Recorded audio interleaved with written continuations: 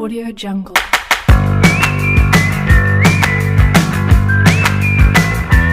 Baiklah, Assalamualaikum warahmatullahi wabarakatuh. Saya Siti Hairani. Saya akan menampilkan tugas pengajaran dari mata kuliah pembelajaran mikro. Selamat menyaksikan. Assalamualaikum warahmatullahi wabarakatuh anak-anak. Apa kabar semuanya? Apakah sehat semua? Ya, alhamdulillah ya kalau sehat semua. Baiklah, sebelum memulai pelajaran, ada baiknya kita berdoa bersama menurut agama dan kepercayaan masing-masing. Berdoa dimulai.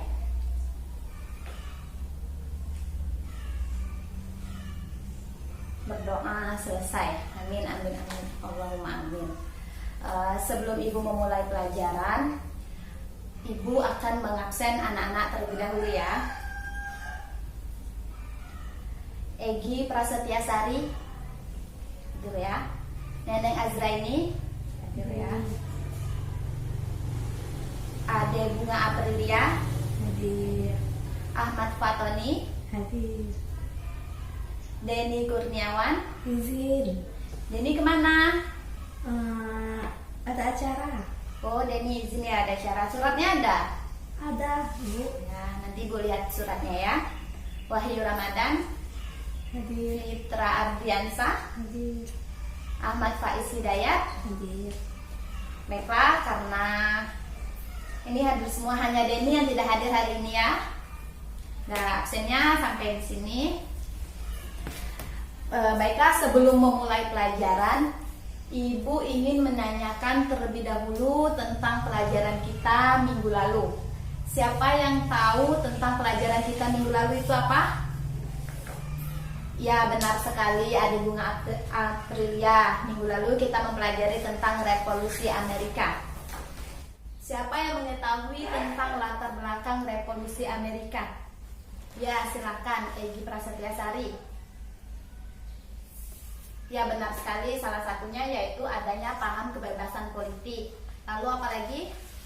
Ya, latar belakang terjadinya Revolusi Amerika yaitu adanya paham kebebasan politik. Lalu selanjutnya adanya paham kebebasan perdagangan, adanya berbagai macam pajak, dan juga adanya peristiwa The Boston dan The Party. Dampak dari Revolusi Amerika ini apa?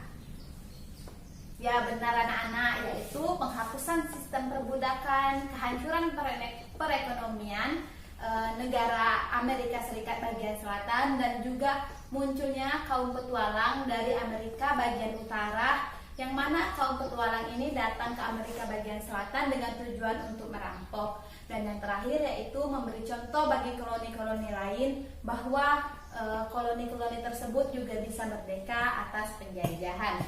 Baiklah, itulah penjelasan Ibu mengenai materi minggu lalu. Selanjutnya, baiklah, pada materi hari ini Ibu akan menjelaskan tentang Revolusi Perancis, Revolusi Rusia, dan Revolusi Cina. Sebelumnya Ibu akan menyampaikan kompetensi dasar dari materi hari ini, yakni menjelaskan tentang Revolusi Perancis dan pengaruhnya bagi umat manusia, dan menjelaskan Revolusi Rusia dan pengaruhnya bagi umat manusia, serta menjelaskan Revolusi Cina dan pengaruhnya bagi umat manusia. Itulah kompetensi dasarnya. Tujuan dari pembelajaran kita hari ini yaitu mendiskusikan faktor-faktor yang melatar belakangi revolusi besar di dunia, menganalisis proses terjadinya revolusi besar di dunia, menganalisis dampak dari terjadinya revolusi besar di dunia, dan juga menganalisis kondisi sosial masyarakat Indonesia setelah mengalami revolusi nasional Indonesia pasca kemerdekaan. Baiklah, Ibu akan langsung memasuki materi tentang Revolusi Prancis, Rusia, dan Cina. Ya, benar sekali. Karena Revolusi Amerika telah kita bahas minggu lalu, jadi Ibu akan melanjutkan mengenai Revolusi Prancis, Rusia, dan Cina. Yang pertama, Ibu akan menjelaskan mengenai Revolusi Prancis. Siapa yang mengetahui tentang latar belakang Revolusi Prancis? Siapa yang mengetahui? mengetahui tentang latar belakang revolusi Prancis? Belum ada yang tahu ya. Jadi latar belakang terjadinya revolusi Prancis yang pertama yaitu kondisi politik yang semakin memburuk. Yang mana yang pertama yaitu kondisi politik yang semakin memburuk.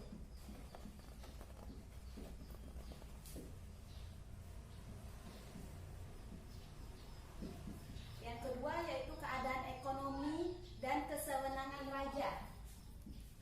Keadaan ekonomi dan kesenangan raja. Keadaan ekonomi dan kesewenangan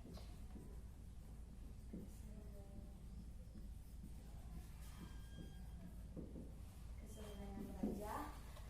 Lalu adanya kehidupan sosial yang mana kehidupan sosial ini adanya strata atau golongan tertentu. Dan yang terakhir adalah munculnya dan berkembangnya paham baru. Muncul dan berkembangnya paham baru.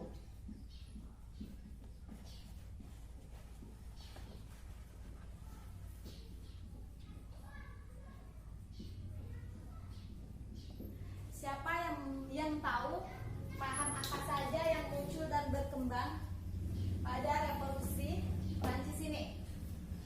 Ya, silakan Ahmad Fatoni. Ya, benar sekali, yaitu paham mengenai aufklärung, rasionalisme, romantisme, dan juga kemerdekaan Amerika.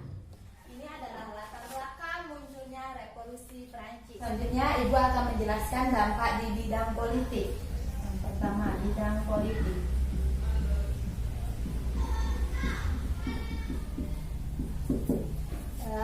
Dengan adanya revolusi Prancis, tumbuh pula paham baru, yaitu paham demokrasi, parlementer, republik, dan sebagainya. Dan juga tentunya dengan tumbuhnya paham ini, maka juga mulai tumbuh di negara lain, yaitu paham apa tadi tuh anak-anak? Paham demokrasi, Parlementer. paham parlementer. Selanjutnya, dampak di bidang sosial.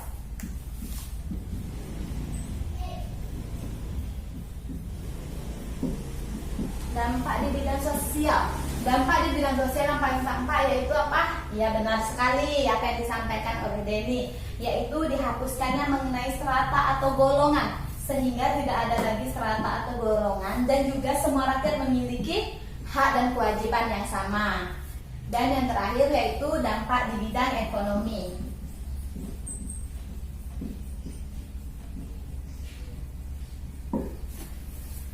Dihapuskannya sistem gilde, yaitu sistem dalam peraturan perdagangan. Dengan dihapusnya sistem ini, maka perdagangan dan industri dapat berkembang dengan cukup baik di Perancis pasca revolusi Perancis.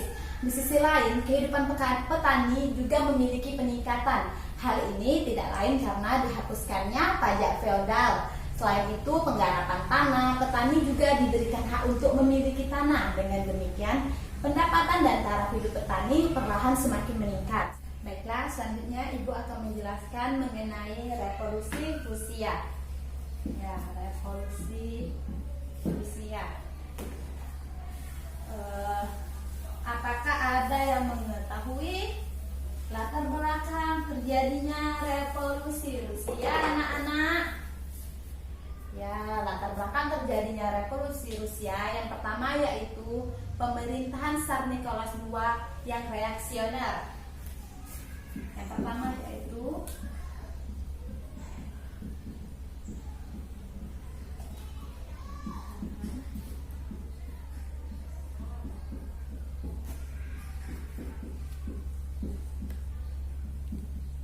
kedua yaitu susunan pemerintah Tsar yang buruk.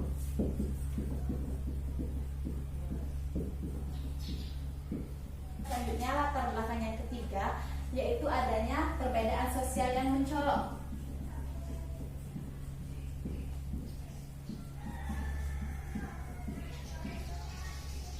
Selanjutnya yaitu persoalan tanah. Yang ketiga, yang keempat yaitu persoalan tanah.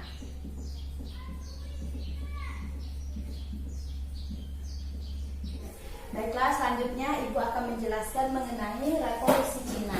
Latar belakang Revolusi Cina yaitu lenyapnya kepercayaan rakyat Cina terhadap dinasti Manchu.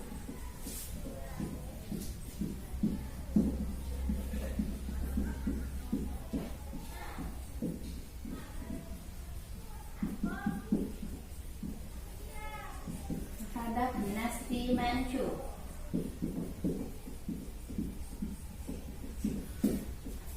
Yang kedua yaitu pemerintahan yang muncul dianggap pemerintahan yang kolot.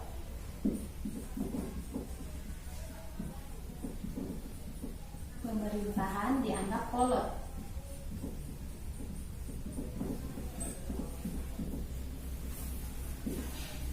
Dan yang ketiga yaitu adanya apa nama? Korupsi. Ya, benar sekali, adanya korupsi.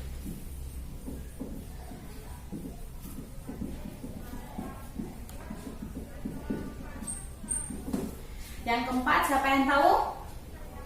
Ya, silahkan Denny. Kekalahan Cina dalam Perang Cina-Jepang. Ya, benar sekali, yaitu kekalahan Cina dalam Perang Cina dan Cina-Jepang. Kekalahan Cina. Ini 4, apakah masih ada lagi? Ya, Ada. silakan Neneng Azrainnya, Pak. Munculnya kaum intelektual. Ya, benar sekali, munculnya kaum intelektual. Maka dengan latar belakang inilah yang menyebabkan terjadinya revolusi di Cina. Selanjutnya Ibu akan menjelaskan mengenai dampak dari revolusi Cina. Yang mana revolusi Cina ini menyadarkan bangsa-bangsa di dunia, terutama di Asia, untuk turut mengadakan perubahan dalam pemerintahannya. Revolusi Cina mampu mengubah pemerintahan dinasti yang berlangsung secara turun-temurun menjadi pemerintahan republik. Akibat berlangsungnya revolusi Cina, paham komunis semakin berkembang dan mempengaruhi peta politik dunia, termasuk Indonesia dan Cina. Paham komunis menyebar ke berbagai negara Asia seperti Vietnam, Kamboja, dan juga Indonesia. Hingga saat ini, komunisme masih melandasi pemerintahan di Republik Rakyat Cina. Baiklah, itulah penjelasan Ibu mengenai Revolusi Prancis, Rusia, dan Cina. Selanjutnya, Ibu tanyakan dulu kepada anak-anak apakah ada yang ingin bertanya. Ya, silakan Neneng Azraini. Bagaimana terjadinya revolusi Rusia? Nah, baiklah, pertanyaan yang bagus. Siapa yang bisa menjawab bagaimana terjadinya revolusi Rusia? Ya, Wahyu apakah bisa menjawab? Baiklah, kalau tidak bisa maka Ibu akan menjawabnya. Terjadinya revolusi Rusia ini dimulai dengan adanya pemogokan umum di Petrograd, di mana kaum buruh membentuk Dewan Buruh. Aksi pemogokan tersebut telah melumpuhkan perusahaan kereta api dan pejabat-pejabat pos, sekolah-sekolah ditutup, pengiriman gas dan air dihentikan, serta adanya sistem komunikasi yang terhambat. Itulah terjadinya revolusi Rusia. Baiklah, tadi pertanyaan dari Minen sudah dijawab. Selanjutnya kepada anak-anak, apakah masih ada yang bertanya? Ya, Ibu rasa tidak ada. Baiklah, maka Ibu akan menyimpulkan pembelajaran kita hari ini mengenai revolusi Prancis, Rusia, dan Cina. Yang mana revolusi Prancis terjadi karena kondisi politik yang semakin memburuk, keadaan ekonomi dan kesenangan raja, dan juga adanya golongan atau strata sosial, dan juga munculnya paham baru seperti aufklärung, rasionalisme, romantisme, dan juga kemerdekaan dari Amerika. Dan revolusi Rusia, latar belakang dari revolusi Rusia adalah pecahnya Partai Sosialis Demokratis menjadi dua, yaitu Sosial Demokrat dan juga Radikal Revolusioner. Dari pengaruh Rusia ini munculnya perubahan-perubahan besar terhadap ideologi yang berkembang di dunia, yaitu adanya paham komunis yang bersaing dengan paham demokratis liberal. Dan yang terakhir yaitu yang mana revolusi Cina. Revolusi Cina ini terjadi karena lenyapnya kepercayaan rakyat Cina terhadap dinasti Manchu, pemerintahan Manchu yang dianggap pemerintahan yang kolot dan adanya korupsi, serta kekalahan Cina dan perang Cina-Jepang dan juga munculnya kaum intelektual. Pada pembelajaran hari ini kita dapat menarik kesimpulan atau pendidikan karakter yang dapat kita pelajari, yaitu sifat nasionalisme yang tinggi, yang mana dengan adanya revolusi Perancis, revolusi Rusia, revolusi Cina, dan juga revolusi Amerika yang telah kita bahas minggu lalu, dengan adanya revolusi-revolusi tersebutlah yang menjadi contoh bagi negara-negara lain dan juga munculnya semangat nasionalisme untuk kemerdekaan terhadap negara-negara yang telah dijajah. Sebelum Ibu menutup pelajaran, jangan lupa kerjakan soal halaman 52, itu adalah latihan esai dan ganda, dikerjakan minggu depan di kumpul. Hanya itu yang dapat Ibu sampaikan. Sebelum menutup pelajaran, ada baiknya kita berdoa bersama. Semoga pelajaran kita hari ini berkah dan menjadi ilmu bagi kita semua. Amin. Ibu akhiri. Wassalamualaikum warahmatullahi wabarakatuh.